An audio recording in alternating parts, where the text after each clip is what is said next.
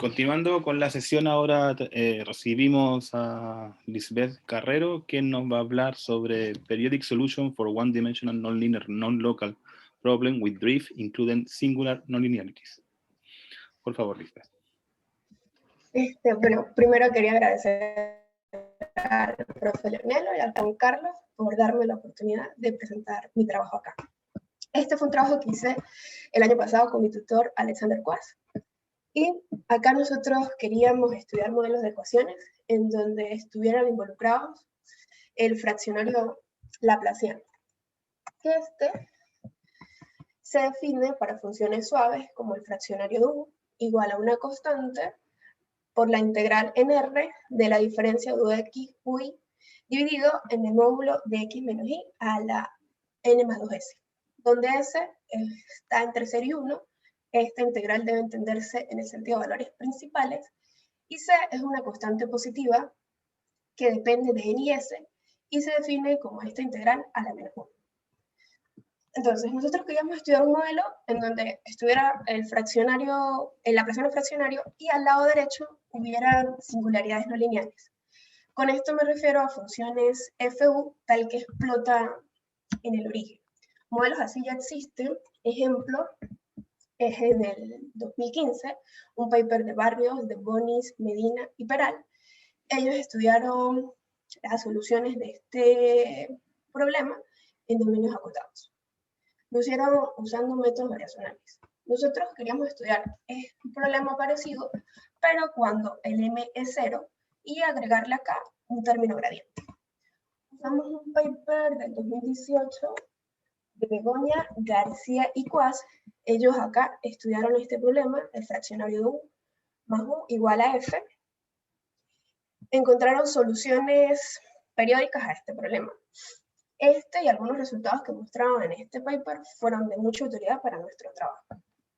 Inspirados en esto y en un modelo que hizo Mawin en el 93 para la segunda derivada, nosotros quisimos mostrar los resultados de existencia que hizo Mawin para la segunda derivada para el problema no local.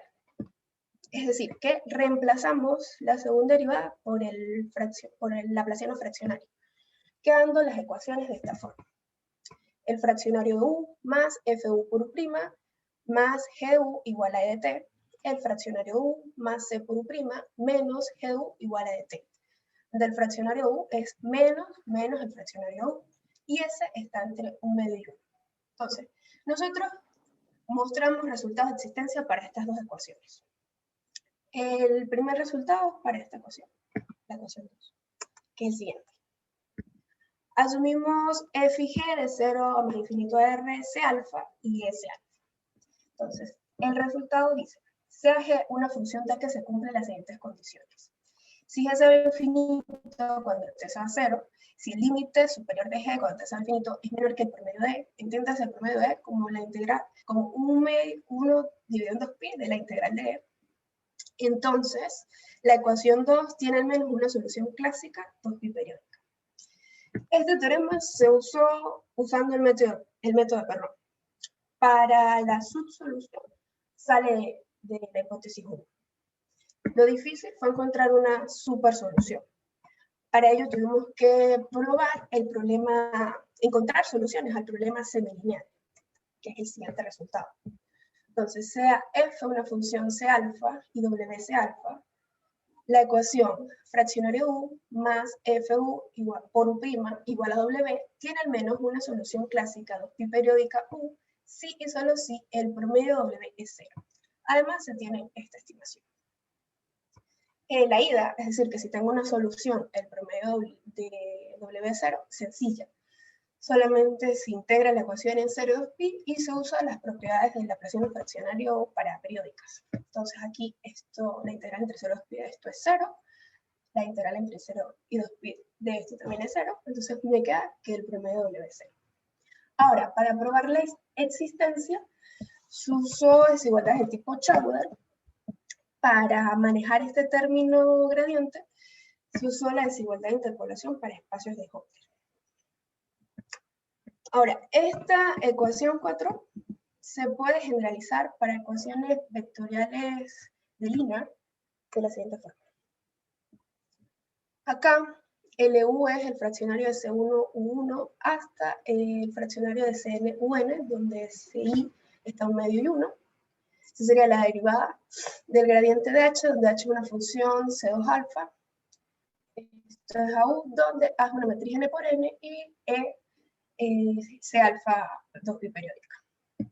Se probó un resultado de existencia para esta ecuación, que es el siguiente. Si el promedio de pertenece a la imagen de A y M, definido como el supremo de este producto interno, es menor que 1, entonces 5 tiene al menos una solución clásica 2 biperiódica. La demostración de este teorema es una extensión de la demostración del teorema anterior. Ahora vamos a mostrar el resultado de existencia para la segunda ecuación que teníamos. Si tenemos una constante positiva, GC alfa, S alfa biperiódica con promedio positivo, entonces el teorema de existencia dice lo siguiente. Sea G una función tal que se cumple, que el límite cuando t se va a infinito, el límite superior cuando t se va a infinito de G de t más el promedio de es menor que 0, que el límite superior cuando t se va a 0 de G es infinito y que la integral entre 0 y 1 diverge, entonces la ecuación 3 tiene al menos una solución clásica 2 biperiódica. Acá, para la demostración de este teorema, usamos grado.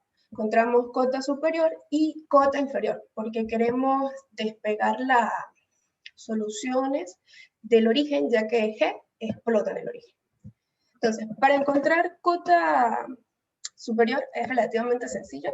Solamente se necesita acotar U' en L2, y eso sale de multiplicar la ecuación por U', integrar en 0,2pi y usar propiedades del fraccionario para funciones periódicas. Lo difícil acá fue encontrar la cota por abajo. En el caso del laplaciano era sencillo porque se tenía las cotas uniformes para la derivada, pero en el caso monocal esto no se pudo porque solamente teníamos acotado en L2. Entonces se necesitaron otros resultados para probar la cota por abajo, para tener la cota por abajo. El principal resultado que se usó fue un resultado de tipo de energía para soluciones periódicas.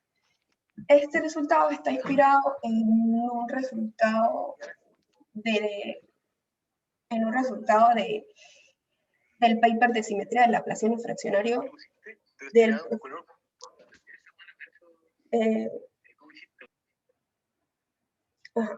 continúo. Ahí sí, disculpa.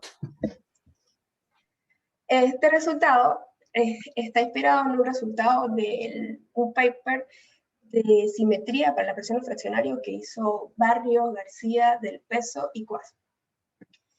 Que me dice quién es la integral de AB de U' por el fraccionario de U, que sería la constante dividido en 2 por la integral en R de la diferencia de VUI al cuadrado dividido en el módulo de B menos I a la 1 más 2S, menos la integral en R de la diferencia de UA menos UI al cuadrado dividido entre el módulo de A menos I a la 1 más 2S, menos 1 más 2S la integral de AB de la integral de B a más infinito de la diferencia de UX menos UI al cuadrado dividido en el módulo de X menos I a la 2 más 2S, más 1 más 2S, la integral de AB, de menos infinito hasta A, de la diferencia de UX menos Y al cuadrado, dividido en el módulo de X menos Y más a la 2 más 2S.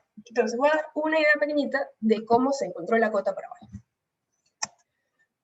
Sea T1 y T2, el mínimo y el máximo en 2pi, multiplicamos la ecuación por prima y nos queda. Acá vamos a suponer sin pérdida de generalidad que T2 es menor que T1. Entonces integramos de T2 a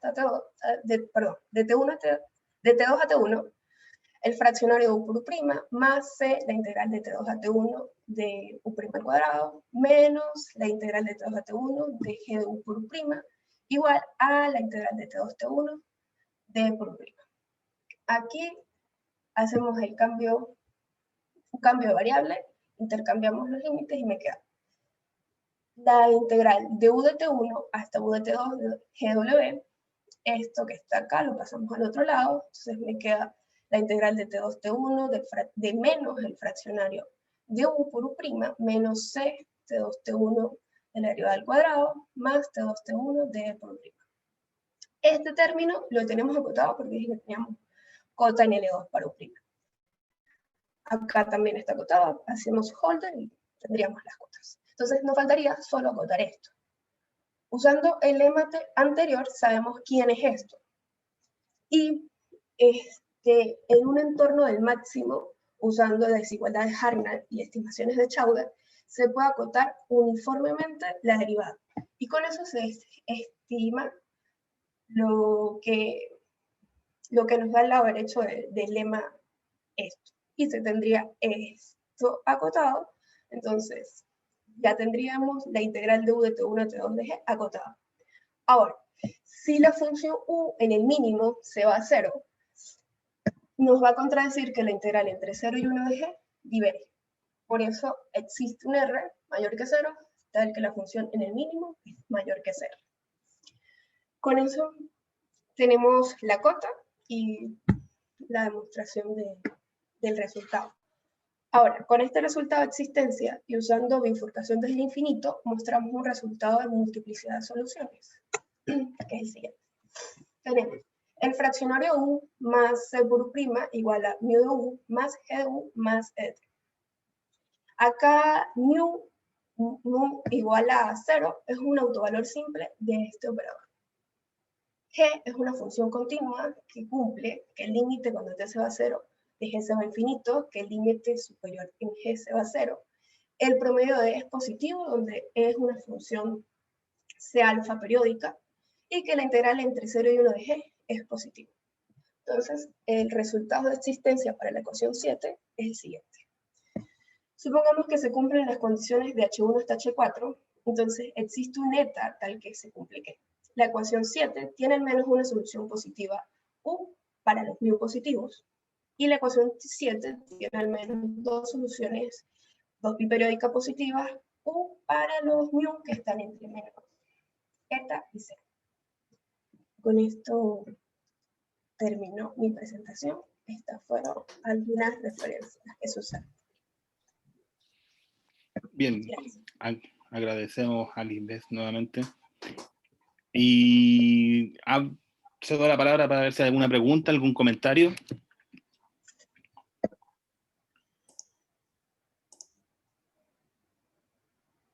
Yo tengo una consulta cortita. ¿Qué pasa? ¿Se cuantificó un poco los resultados cuando S tiende a un medio? Porque en esa parte los problemas pasarían de tener, de pasar de dos derivadas, sería como el límite donde el problema tendría una derivada cuando S vale un medio.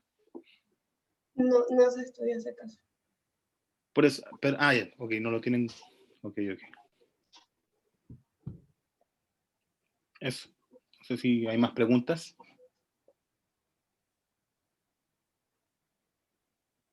Parece que no. Entonces agradecemos nuevamente a Lisbeth.